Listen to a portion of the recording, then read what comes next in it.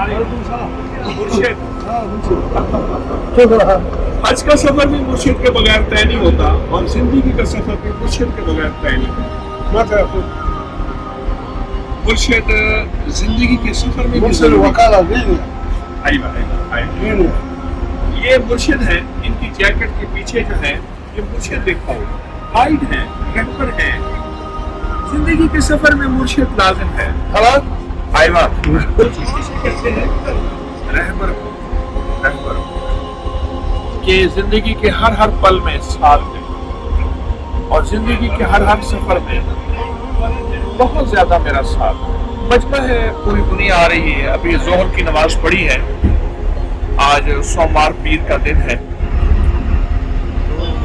मुर्शिद की जरूरत पल पल में है।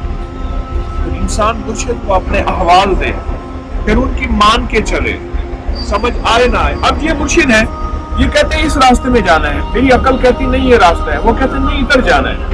हम इस मुर्शिद की मानते हैं। हज की हर बस में मुर्शिद होता है, हज की हर बस में, हर काफले में मुर्शिद होता है। गवर्नमेंट की तरफ से होता है, सरकारी होता है,